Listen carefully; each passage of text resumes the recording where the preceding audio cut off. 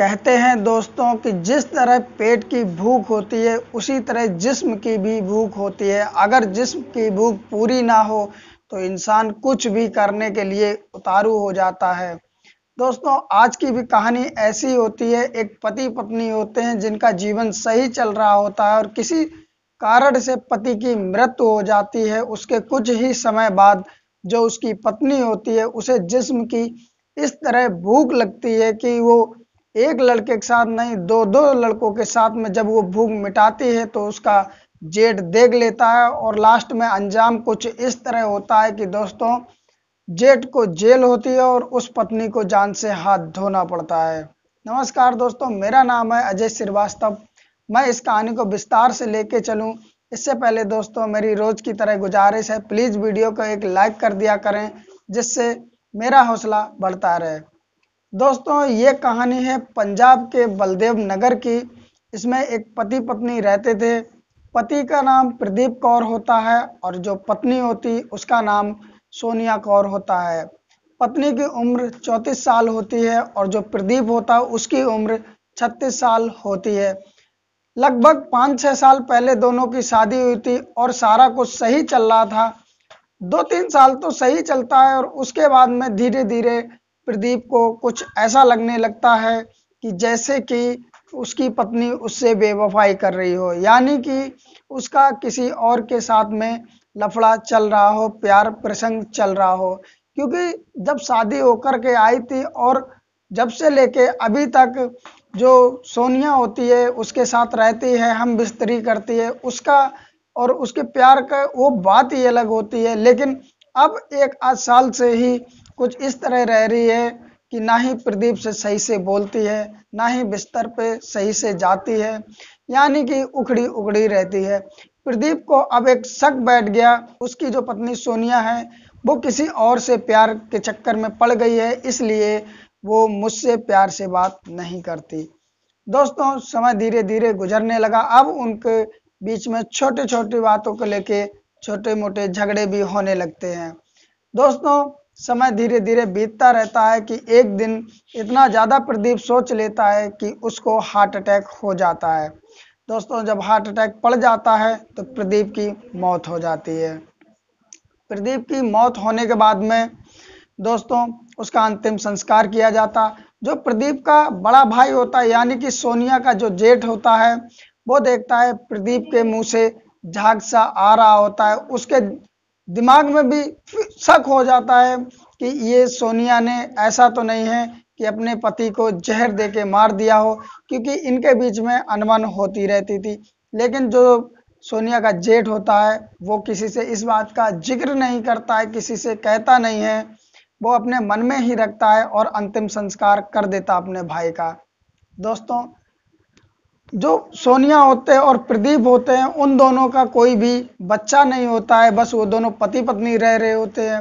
अब प्रदीप खत्म हो चुका था। जो सोनिया होती है वो निर्णय लेती है कि मैं यहीं पर रहूंगी, क्योंकि घर मकान सारा अपना है, अगर इसको छोड़ के जाएंगे तो ये भी सब चला जाएगा, तो वो सोचती मैं यहीं रहूंगी। दोस्तों जब वो रहने लगती है तो समय धीरे धीरे चलने लगता है। समय बहुत तेजी के साथ गुजरता रहता, धीरे धीरे 1 साल और गुजर जाती है। अब दोस्तों सोनिया को जिस तरह पेट की भूख लगती है उससे भी ज़्यादा तरह से उसे शारीरिक भूख लगने लगती है। जो उसका पति होता है वो दोस्तों खत्म हो चुका था, अब वो एक विधवा हो चुकी थी, लेकिन उसकी जो शारीरिक भूख होती है वो शांत होने का नाम नहीं ले रही, दिन पे दिन बढ़ती जाती है। अब उसे ये लगने लगा था कि मुझे अब संबंध किसी ना किसी से तो जरूर बनाना चाहिए, अगर नहीं बनाऊंगी तो मैं बेचैन रहूंगी और रह नहीं पाऊंगी। दोस्तों कहते हैं औरत चाहे तो एक दिन में जाने कितने खसम बदले, इस तरह की कहावत होती है। ठीक उसी प्रकार से सोनिया भी अब अपने ही बलदेव नगर में ही इधर उधर लोगों पर हंसती थी, बोलती थी और इशारेबाजी करने लगती है उसी गांव में। दोस्तों होता भी ऐसा है कि उसके कई सारे यार बन जाते हैं और बारी बारी करके वो घर पे बुलाती थी और संबंध बनाती थी। दोस्तों अनगिनत जब संबंध वो बना लेती है तो उसमें से वो ये भी देखती रहती थी कि किसके साथ ज़्यादा मज़ा आ रहा है और किसके साथ नॉर्मली शारीरिक संबंध बन रहा है। तो दोस्तों जब वो कई सारों से संबंध बना लेती है सोनिया, तो उसके बाद में वो 2 लड़कों को पसंद करती है, जिसके साथ में उसे बहुत ज़्यादा मज़ा आता है। दोस्तों उन लड़कों का नाम, पहले का नाम विजय होता है और जो दूसरे का नाम होता है वो विनायक होता है। दोस्तों इन दोनों लड़के के साथ में जब सोनिया कौर संबंध बनाती है तो उसको बहुत ज़्यादा मज़ा आता है, लेकिन अब उसके मन में तो कुछ और ही फितूर चल रहा होता है। अब दोस्तों वो बाकी लोगों से तो संबंध बनाना छोड़ देती है, लेकिन जो विजय होता है और विनायक होता है उनको अलग अलग समय पर वो बुलाती थी और अपने जिस्म की प्यास बुझाती थी।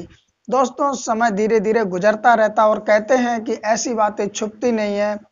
जो उसका गांव होता है सोनिया का, उसमें अब चर्चाएं होने लगती हैं कि विजय और विनायक का अफेयर सोनिया के साथ चल रहा होता है। और इस बात की जब उसके जेठ को भनक लगती है तो वो सोनिया के पास जाता है और उसको समझाता है कि तुम्हारा पति है नहीं, तुम अब कायदे से रहो, यहाँ पर बेइज्जती होती है और तुमने जो ये कर रहे हैं ये बहुत गलत है। लेकिन दोस्तों सोनिया जब नहीं मानती है तो जेठ दोबारा फिर जाता है और वो स्पष्ट शब्दों में कहता है, इसीलिए तुमने मेरे भाई को जहर दे के मार दिया, क्योंकि जब उसका मैं अंतिम संस्कार करने गया तो मैंने देखा था कि मेरे भाई के मुंह से झाग सा निकल रहा है। तो सोनिया जो होती है वो कहती है कि मैंने तुम्हारे भाई को नहीं मारा, उनको हार्ट अटैक ही आया था, ये सब झूठ है। वो तरह तरह से समझाता है सोनिया का जेठ, लेकिन सोनिया के कुछ भी समझ में नहीं आता है, क्योंकि जो जिस्म की प्यास होती है दोस्तों वो किसी की नहीं सुनती है। समय धीरे धीरे बीतता रहता है। एक दिन सोनिया डिमांड करती है विजय से कि तुम और तुम्हारा दोस्त विनायक एक साथ आओ, हम कुछ ऐसा करेंगे जो आज तक नहीं किया होगा। दोस्तों होता भी ऐसा है, जो विजय होता है उसका दोस्त विनायक के पास जाता है और कहता है कि तुम सोनिया से क्या बोलते हो, प्यार करते हो।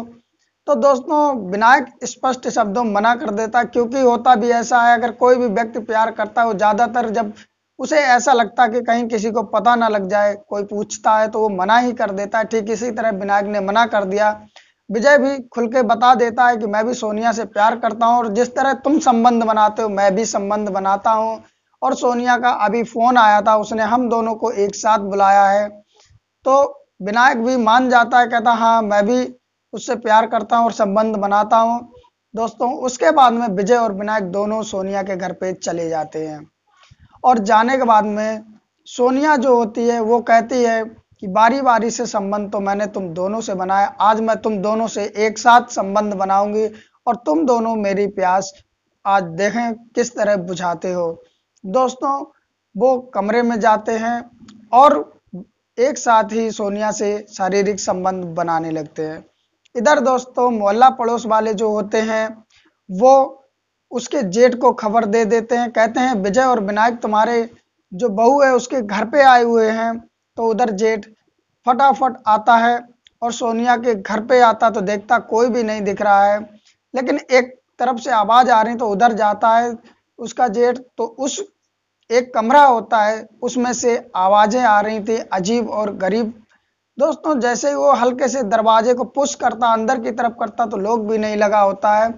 दोस्तों वो दरवाजा खुल जाता है और वो जैसे ही वो देखता है तो उसकी आंखें फटी की फटी रह जाती, क्योंकि जो सोनिया होती बिल्कुल नग्न अवस्था में होती है। विजय नीचे होता है, उसके बाद फिर सोनिया होती है और उसके ऊपर विनायक, यानी कि दोनों जो लड़के थे विजय और विनायक वो एक साथ ही सोनिया से सेक्स कर रहे थे। दोस्तों जब आपत्तिजनक हालत में बिल्कुल नग्न अवस्था में तीनों को सोनिया का जेठ देखता है तो वो अपना आपा खो देता है। दोस्तों पास में एक डंडा रखा होता, उसको उठा के विजय और विनायक को बहुत पिटाई लगाता और पिटाई लगाने के बाद जैसे तैसे विजय विनायक दोनों भाग जाते हैं।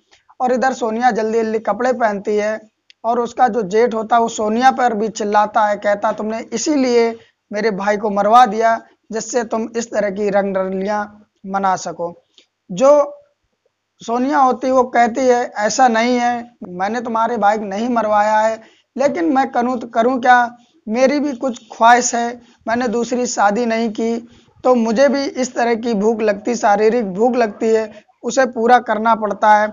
लेकिन जो उसका जेठ होता है वो बहुत ज़्यादा चिल्लाता और गुस्से में कह समझाता भी है और चिल्लाता भी, एक दोबारा ऐसा नहीं होना चाहिए और चला जाता है। लेकिन दोस्तों सोनिया फिर भी नहीं मानती है कभी वो घर पे कभी बाहर जाके उन दोनों से वो मिलती रहती है और जेठ को भनक लगती रहती। अब जो उसका जेठ होता है उसके मन में बस एक ही शक चल रहा था कि इसने रंग रलिया मनाने के चक्कर में मेरे भाई को मरवा दिया।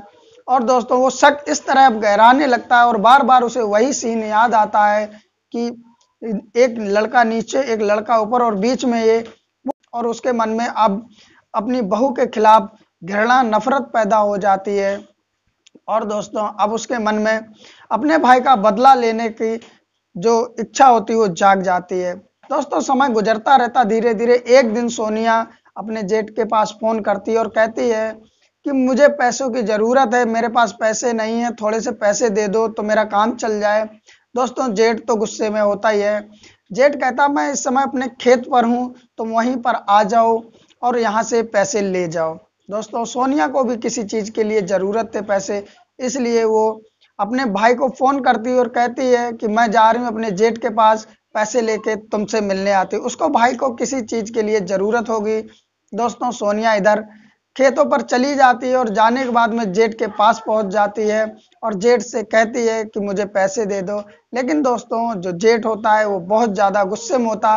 वो सोचे बैठा होता, पूरा प्लान किए हुआ होता कि आज सोनिया का खेल यहीं खत्म करना है और अपने भाई का मौत का जो बदला है वो यहीं पर लेना है। दोस्तों वो करता भी ऐसा है। दोस्तों सोनिया के ऊपर वो प्रहार कर देता और प्रहार इस तरह करता रहता जब तक करता रहता जब तक सोनिया कौर की मृत्यु नहीं हो जाती। दोस्तों जब उसकी मृत्यु हो जाती है तो वो उसकी जो लाश है एक नाला होता पास में, उसी में फेंक देता है और फेंकने के बाद अपने घर चला जाता है।